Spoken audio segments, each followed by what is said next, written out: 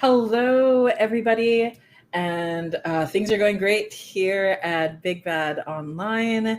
We've had quite a few cool panels already, and Josh and I are here to hopefully deliver another one. So, It's gonna be fun. It's gonna be fun.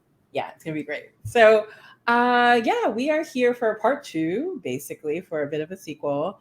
We all love sequels; they're all like great, right? So basically, we're here to talk about breaking systems and capturing inspiration, delving deeper. We talked about this last year in terms of how we as TTRPG creators and designers can take what inspires us and lovingly use systems and break them in order to create the games that we enjoy and other people will hopefully enjoy.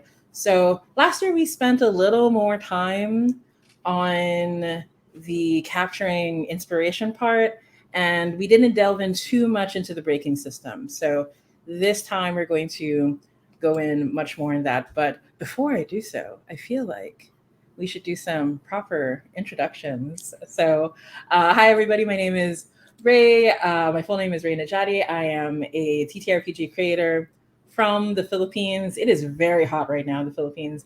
I am I'm melting, but but I'm happy to be here. And I'm known for games like Apocalypse Keys and Cozy Town and Arhant, among others. You can find my stuff at swordqueengames.com. I'm also Temporal Hiccup on Itch, Tumblr, and Twitter because I'm not very good at this consistent branding sort of thing. But yeah, there you go. That's me. I'm Ray. And Josh, how about you? What should people know about you? Yeah. Hi. Hello. I'm Josh. Also, in advance, apologies if you notice my webcam being a little glitchy, but it is past midnight here in my time zone, so maybe a little spooky. Hopefully, it's not too bad and it'll settle Are you down. just trying to tell people that it's haunted? I don't know if that's supposed to Maybe it could be. console people. Okay, okay. But yeah, I like making tabletop role playing games and role playing game stuff. I have worked on an array of fun and funky little things. Got to work on Apocalypse Keys, which was very, very cool. Yeah. I made the game Extra Causal, which I will be discussing a little bit. Um, you can find all of my game stuff over on itch.io at Ostrich Monkey, one word. I've been spending a lot more time with my Tumblr these days at Ostrich Monkey -games. You can find me there pretty actively. Also on Twitter, also at Ostrich Monkey. Relatively consistent over here. Yeah, that's where you can find me. That's my stuff. Yeah, Josh is much better at the banding than I am. So there you go. Yeah, so like I said, this is a part two. If you want to catch up and see what we talked about, gabbed about last time, you can check out the Big Bad Con YouTube channel to find all the videos from last year and this year. They're going up there as well. But it's not necessary for right now. You get to just hang out and chill with us today. Yeah, so before we get into it, I kind of want to talk about what do we mean by breaking systems? Like, why are we so dramatic in, in using that term?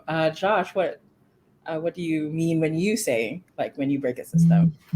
Yeah. So I think broadly speaking, we are kind of talking about hacking stuff, right? But I think by calling it breaking, it's a little more visceral, it's a little more fun and catchy. Also, to me, it captures the feeling of you found something that you like so much that you just want to tear open it and scoop all of the good stuff from out into it and then make something new and exciting from it. It's an expression of love, I suppose. It's like, wow, I like this so much, I want to see what I can do with it, right? I just love how it's completely following along with the It's very visceral. Again, it's after midnight for me, so this is a very different Josh from last time.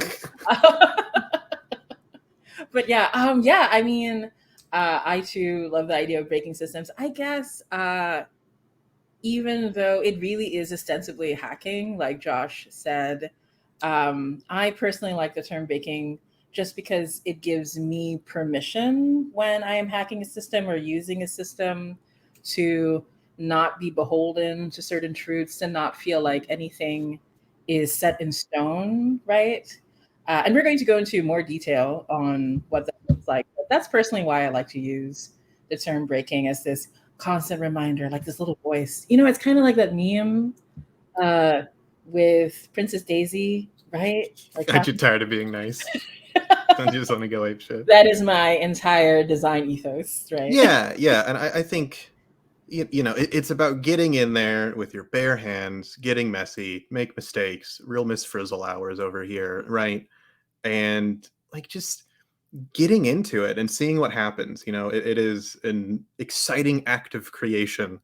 Um, so and something cool is gonna happen because of it.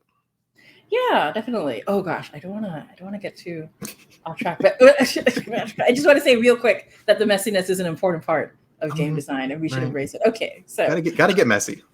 gotta get messy, right? So the next thing that I want us to talk about before we dive into specific examples is why, as a game designer, would we consider using a system and then breaking it, right? Instead of like doing otherwise. So, yeah, for me personally, I just, I don't know if this is obvious, but I'm a pretty big nerd and slash geek. I kind of feel like you kind of have to be to get into TTRPGs. I don't know. I guess there are cool kids who are into it. That's not me. But as The a jocks nerd, of tabletop design. oh my God, I'm getting like, okay, I know a couple. So, with that in mind, um, I just really love using a system and breaking it because it helps me understand the system better. It helps me understand a lot of important TTRPG elements, like why things are the way they are. And it wasn't until I started hacking games and making my games that I really developed an even deeper love for TTRPGs. Even though I had been playing them for a long time, it had never occurred to me that I could even like make my own games until I thought, maybe I can make a Powered by the Apocalypse game, right? Because there are just certain indie systems that really are more inviting, right? Versus certain mainstream things, maybe. So I'm not gonna uh, get myself in trouble. How about you, Josh? Yeah, I mean, I think echoing a lot of what you just said, particularly the getting in there and taking something apart helps you understand how it works to a large degree. I think is very important.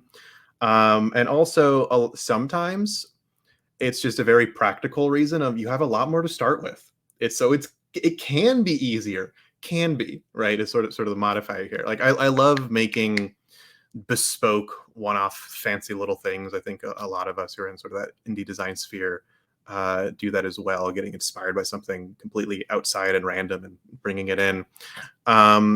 But I think equally so, it is this expression of I like this thing so much that I want to play with it even more, right? You want to take apart this cool toy and see how it ticks, and then through that you're making your own thing. But then also, like you said, developing a deeper understanding, a deeper appreciation for what you actually liked about that thing in the first place, perhaps.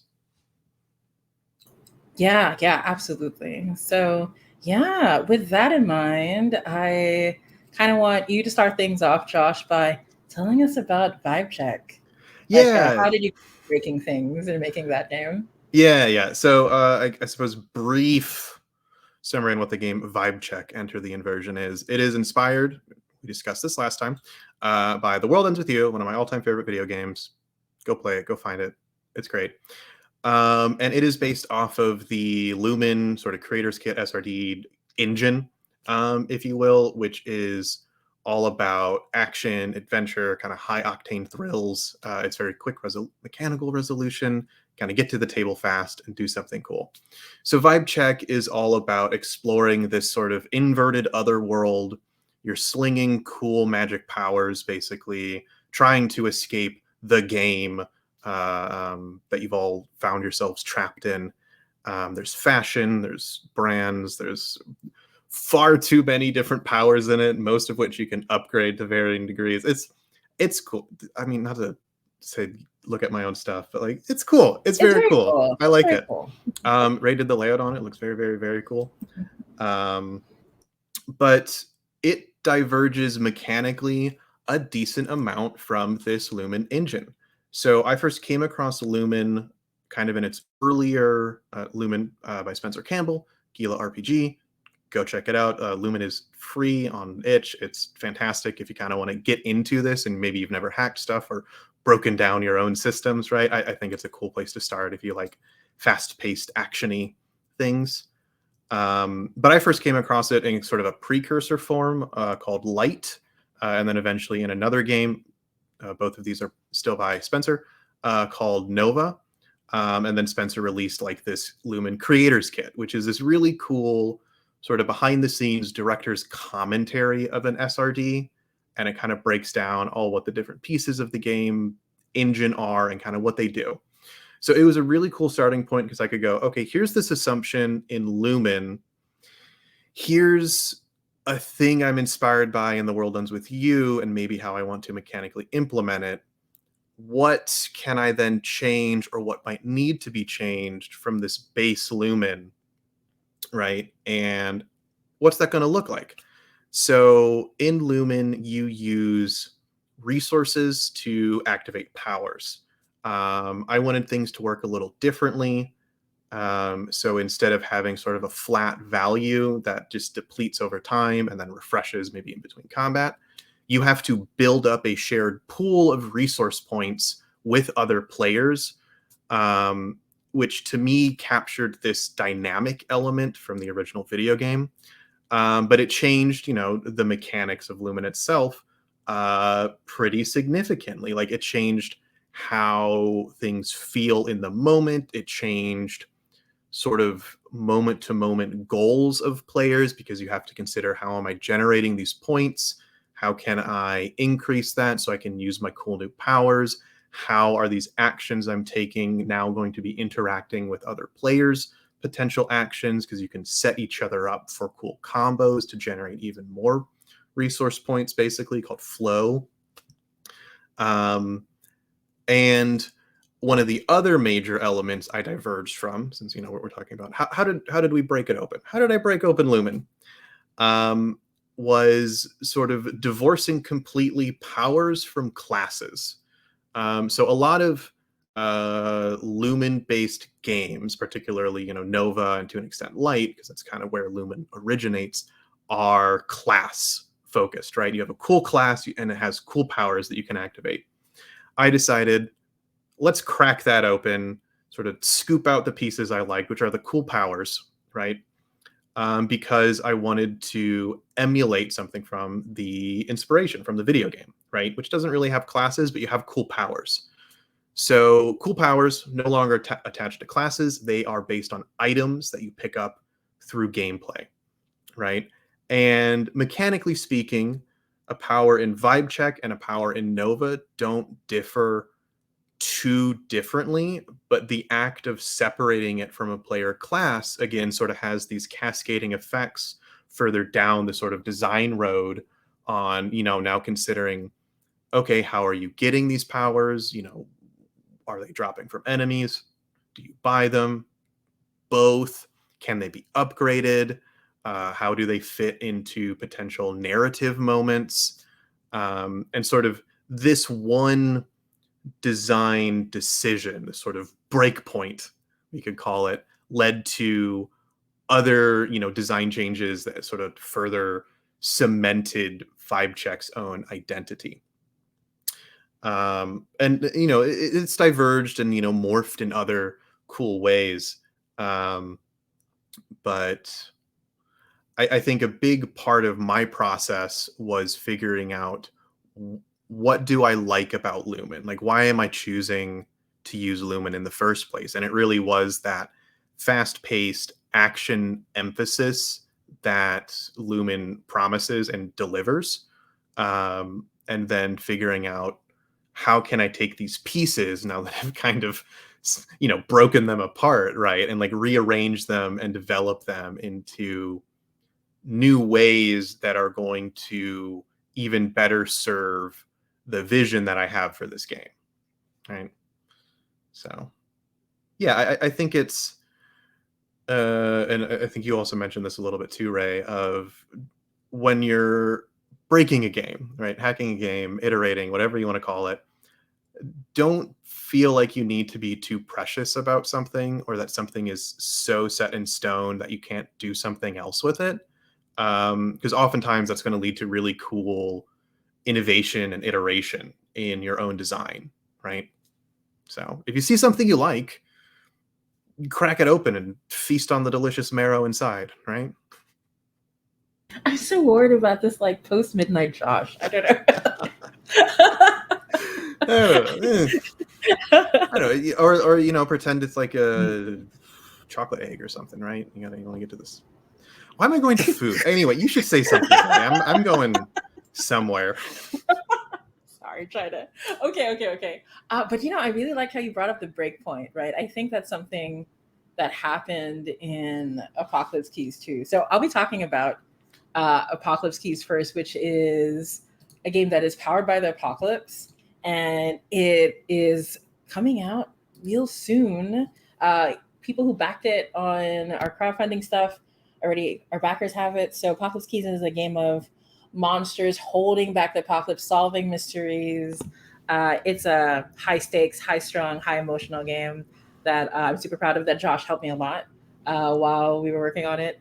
And yeah, and so basically, Apocalypse Keys is a Frankenstein's monster. I like counted the number of things I took from other PBTA games to make Apocalypse Keys, and just the core elements. So this is not including the stuff they were derived from, but the core games I took from were 7 different games, right? All into Apocalypse Keys, which is quite a lot.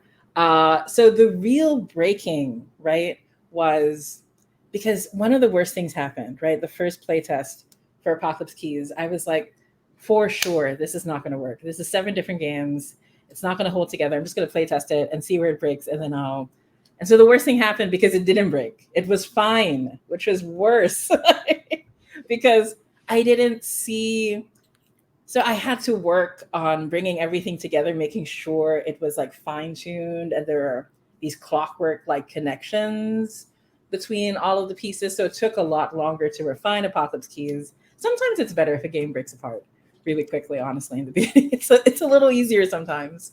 Um, but I really wanted to fine tune those mechanics that I took from other games in order to better reflect the themes that I wanted in Apocalypse Keys, right? So one example of this theme reflection is the unconventional band of results in Apocalypse Keys.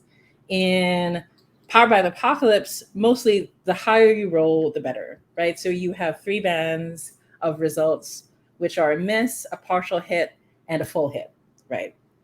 And so I was really inspired by Liberté, a game by Vivian Fiasson. I'm sure I mispronounced that. I'm so sorry, Vivian. So, but yeah, and it's such a great game where instead you're trying to find a sweet spot, right? So a miss happens instead of a 6 minus, it happens at a 7 minus, and you're aiming for an 8 to 10 because this is when in Apocalypse Keys it's called a perfect hit, and then an 11 plus is a disastrous success. So originally in Liberté, it was about children in this really sad post-apocalyptic world full of like all these negative emotions, and it's those negative emotions getting the better of them, and so they mess up, right? That was the concept of going too far. And in Apocalypse Keys you play these like monstrous agents of a shadowy division, and so I really wanted it to be like it's their tools, they're monsters that fight other monsters, but that monstrosity can also be their undoing, was the idea I had. And so it sort of gives you this feeling when you're playing Apocalypse Keys that you are a dangerous monster. You can't even fully trust yourself to go too far to save the world. And it's a struggle for control. So while other games are about gaining more power, in Apocalypse Keys, you always have that power. And also, ostensibly in Apocalypse Keys, there's no way to gain more control, right? You can only gain more and more power in Apocalypse Keys. It can only get worse. It just occurred to me while I was saying it right now. It can only get worse for you, basically. And so the only kind of control you can have, and this is when the clockwork connection works. So I took that mechanic from Liberté, right, and then I connected it to the corruption moves from Urban Shadows, in which in Urban Shadows you mark corruption every time you use a specific corruption move. You don't have to roll when you use a corruption move in Urban Shadows. And I did that in Apocalypse Keys to reflect when you give into the worst aspects within you, when you give into that possible harbinger that you can become, right? The harbinger of the apocalypse. That's when you activate a ruin move and you can specify what happens. You no longer have to roll. You no longer have to worry about if you're going to go too far, if you're going to miss, right? You are in control, but now you're just a little more monstrous and everyone can see it. There's no hiding it, right? And so basically the lesson in Apocalypse Keys is how can I take all these different components from different games, have them better reflect the game that I want to make, right? And then also have them connect to each other and like feed into these gameplay loops, right? And so Josh was really instrumental, along with Sean. Sean was like super helpful, Sean Nittner, in like making sure we wouldn't like go off the cliff with these things. It took a lot of fine tuning, basically. But it was, I mean, I'm biased. I think it was worth it. I think a pretty good game came out of it. So, Mhm. if I do say so myself. Yeah, yeah. I think Apocalypse Keys has so many cool examples of breaking Powered by the Apocalypse convention, whether it's inspired by things like Liberté or other games and other things. But the sort of synthesis of Apocalypse Keys, all of these sort of, breaking or bending of conventions is just really good. It ended up being really, really cool. I mean, particularly with this adjusted range band and the way um, you don't have these static stats. You have this fluctuating pool of darkness tokens you're spending to get your bonuses, but you don't want to get too many darkness tokens or too few. So you're always kind of struggling to find this sweet spot, which fits so thematically with the entirety of Apocalypse Keys. But it is really a result of breaking again, these conventions of like it's like, oh, part of the apocalypse, 2d6 10 plus, that's a hit. It's like, well, what if it wasn't, right? Then what? Yeah, And what if it it was was so too cool. It's bad for you? cool. It's so cool. Yeah, yeah. And I have to say, for folks, part of the reason is my partner Matthew rolls way too high when we play games. So it was really great watching him play Apocalypse Keys and going, "Oh no, I rolled too high." I'm like, "Yes, finally!" Like one of the best things. Yeah, and then so I'd love to hear about Extra Causal, Josh, if you'd like to talk about that game with Sure, us. sure. Though before we move on from Apocalypse Keys, do you want to answer the little question now, or do you want to do that at the end? Ooh. Oh, okay. Disaster Hey, success. right, right. I'm so sorry. I have a two monitor setup, so my eyes have to travel a little further. Okay, so here's the question. What is an example of disastrous success? So, oh my gosh, resist the urge to go too far into this. It depends per playbook move and along the other moves, but an example of one that I really like is The Hungry is a playbook that is a monster who has this insatiable hunger about them. And one of the moves is called Do Harbingers Dream of Monsters Like Me? And the way that the moves work is it's a very simple, super simple move where you tear off your skin and bones to reveal the harbingers that you've like ate over the years, like a normal monster does. And so when you hit that perfect hit, you were able to like call upon a specific harbinger you consumed and take on their form. But when you hit a disastrous success, there's another harbinger that woke up that you didn't mean to wake up, right? Because you have this teeming mass of those things under your skin. And so you have to decide if you're going to try to fight and pull that harbinger back into yourself at cost to yourself, or if you're just gonna let it go out into the wild and become a problem for future you, or maybe someone else's problem, not even your problem. So that's an Yeah. example of a disastrous success. Sometimes in other moves, you would even get like better results than if you had hit a perfect hit, but it would come at like at it would just be so hard to deny your monstrosity. Like when I was designing Apocalypse Keys, I kept refining, coming back to what the disastrous success meant, because at first it was easy to be like, oh, it'll just be kind of like a partial success, which didn't feel right. It really had to feel like this is your monstrous nature going too far. The world can only accept you up to a certain point. You can't be too powerful. You can't fly too close to the sun. Basically, is what disastrous success is. I try to make it. So yeah, I think like I'd love to see more people experiment with different bands in PPTA and seeing what it means to them. I'm seeing some people experiment with the going too far, and it's really cool seeing the different versions per game depending on the themes because right it's a different thing basically. So yeah, good question. Thank you so much, chat, for throwing. Thank you, Josh, for like No problem. bringing my eyes to it. Yeah. So with that, tell us about extra causal. Sure. So extracausal, which in its current form is the extracausal monolith. I did a whole big kind of update, rework on the layout, so kind of fancy, fun little name. Um, Began life as a trophy dark hack. Originally, this was a jam entry, and it sort of ballooned into something much more than just that.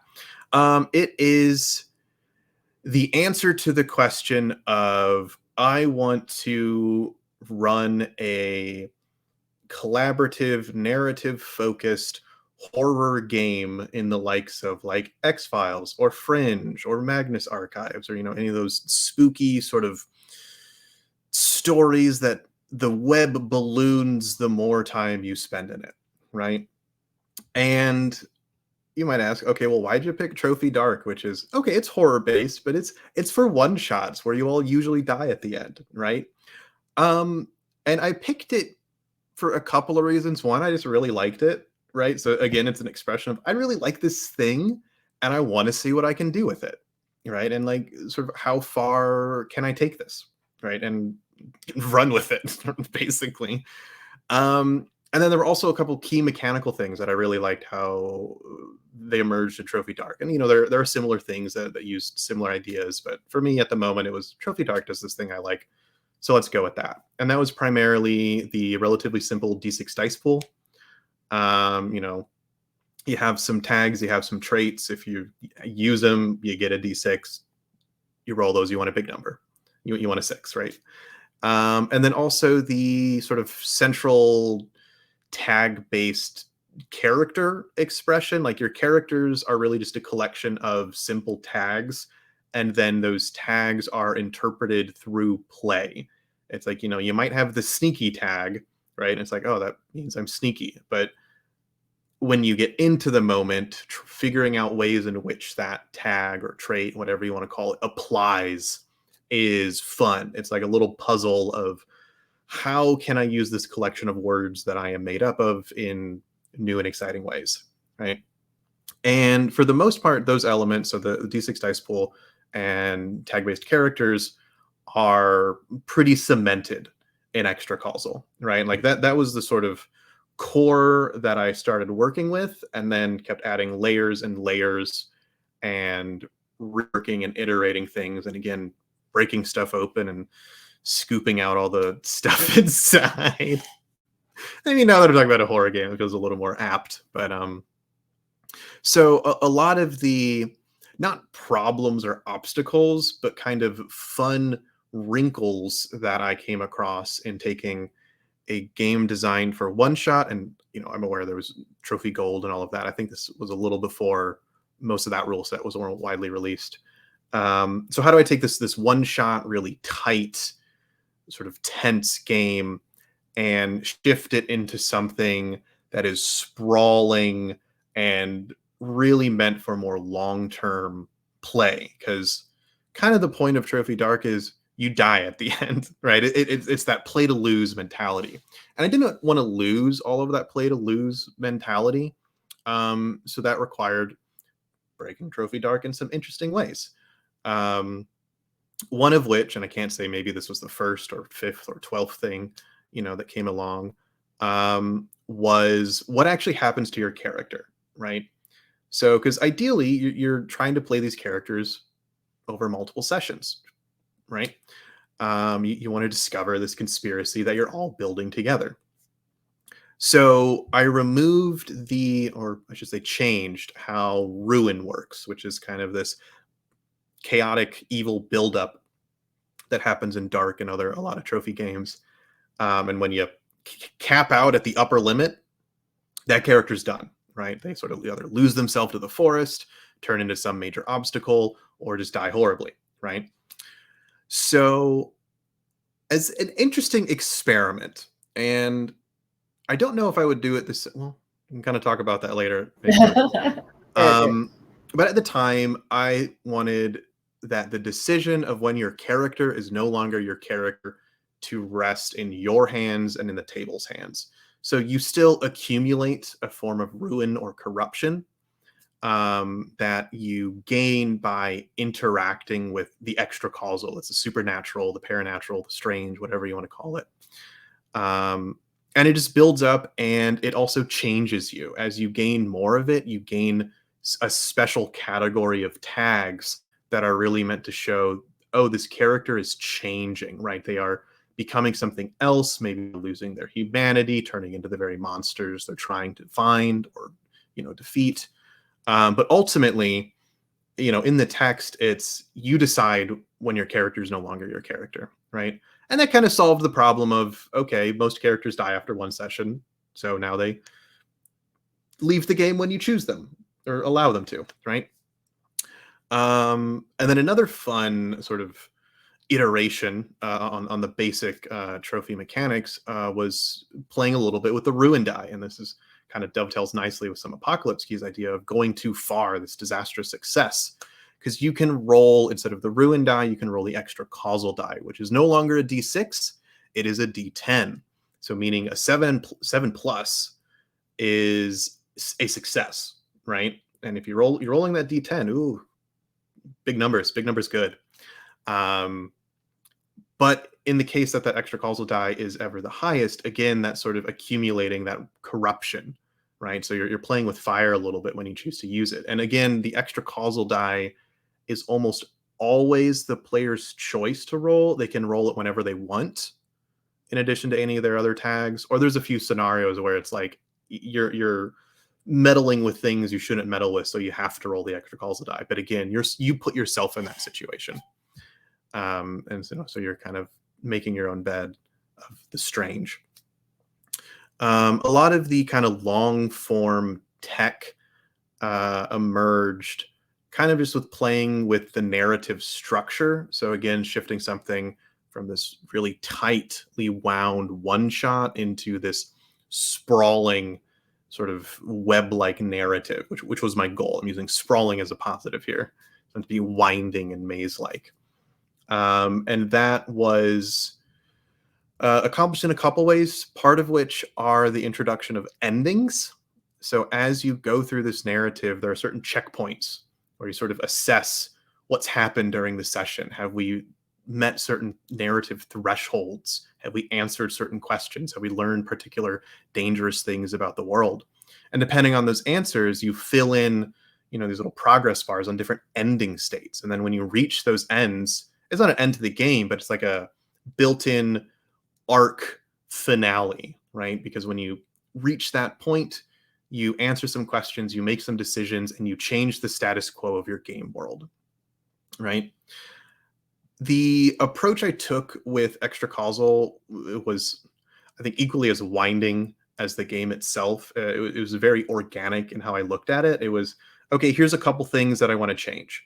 And then I would change those couple things, right? I would break some things, find some breakpoints, and put them together in new, fun, and exciting ways. And then that would cause some cascade effects. Like, oh, okay, well, I just created something else that I have to go deal with now. And I think with this whole breaking game systems process, a little bit like what you talked with Apocalypse Keys, taking ideas from other Powered by the Apocalypse systems and games. You end up with this really interesting mix of both iteration, so kind of taking the ideas that are already present and refining them or tweaking them or rearranging them a little bit, but in a way where they are still kind of clear in their origin, but also innovating.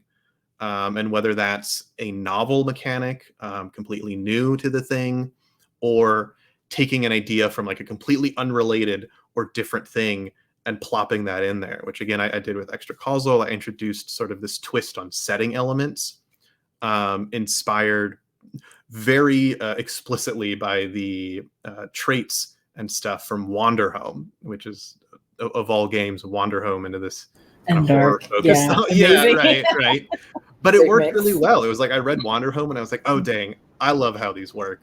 Yeah, What they're are so good. ways in which I can use these ideas? And honestly, that's partly the reason why I ended up with this monolith edition I'm calling it, because I put those in because it kind of really completed extra causal. It turned it from this like, fun kind of trophy hack, and it worked.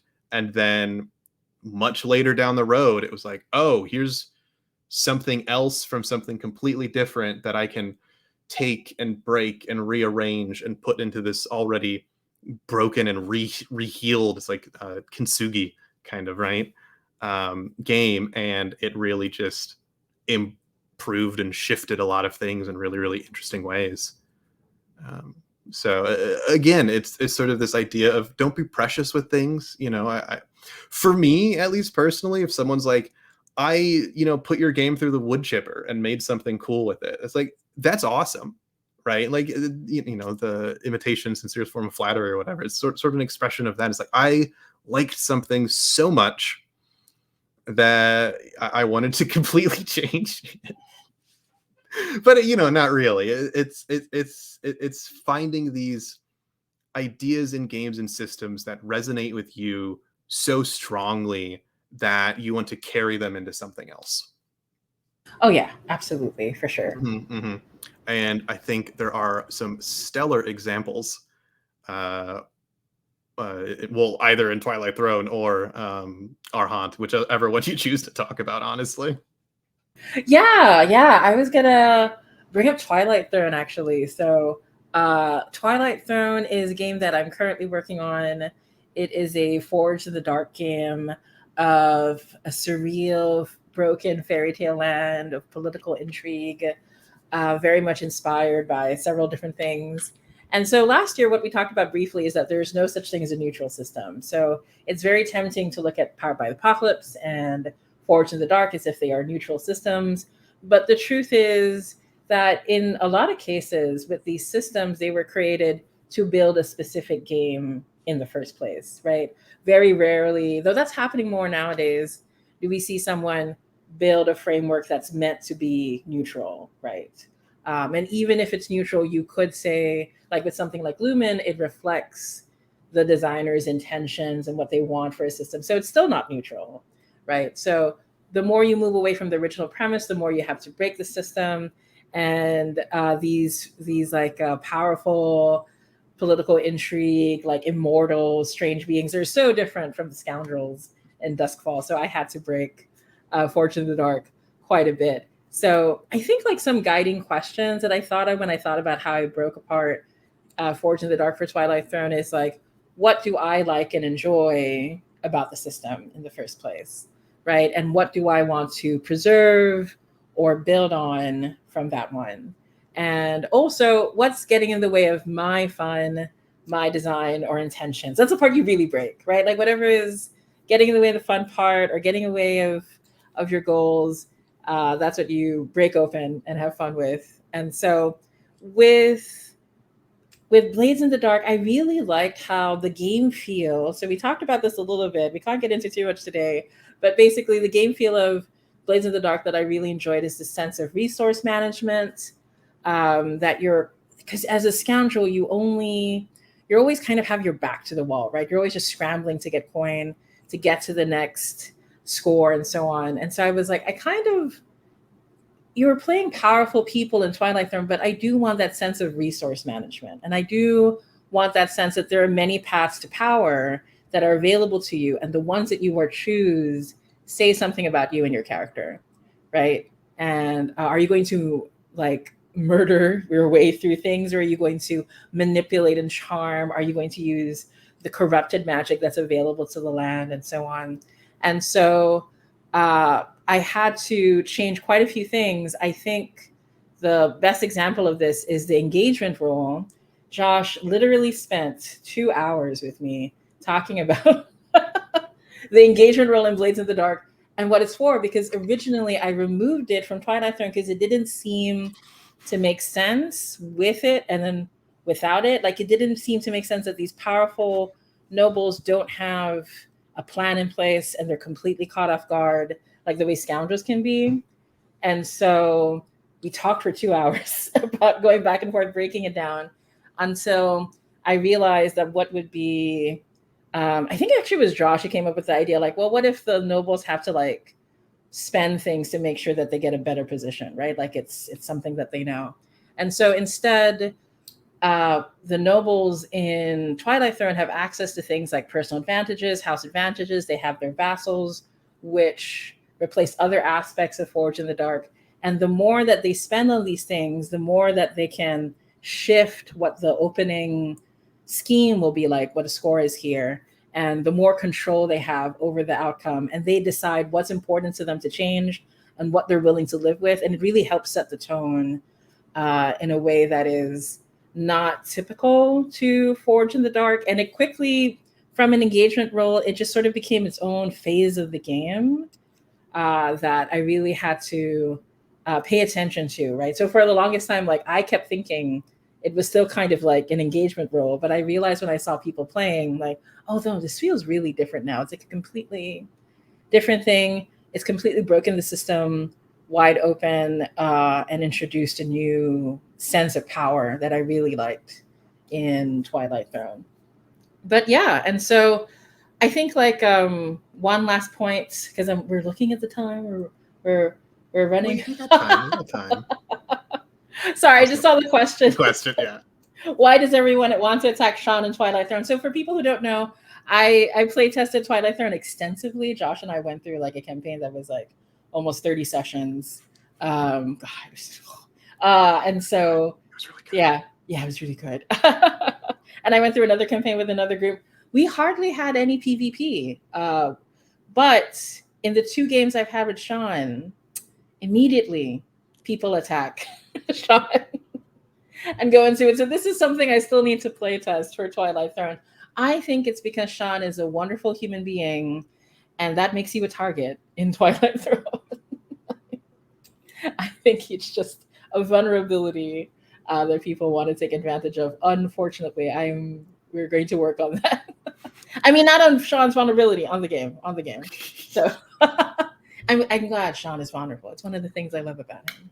So, but yeah, I think one last thing I want to bring up that's really important because we've talked about breakpoints and cascading and the clockwork things as we bring them together and the new possibilities.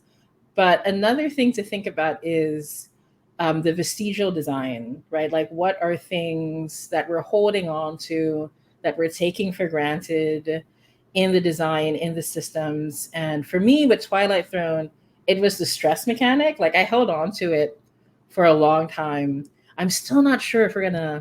So for right now, I've changed the name of it to corruption and how it works and what it connects to narratively instead of it's based on the nature of the curse and the magic that a character has. But it's something I'm keeping my eye on. Like I'm not sure if it's a vestigial thing, and a lot of these times it can only come from play testing and reflection to know if it's something you should hold on to or not. Because what I want to ask you, Josh, is how do you know when you're going too far and breaking something, right? Like what is it that keeps you from going off the cliff, basically? I mean, I don't know if there is a point, right?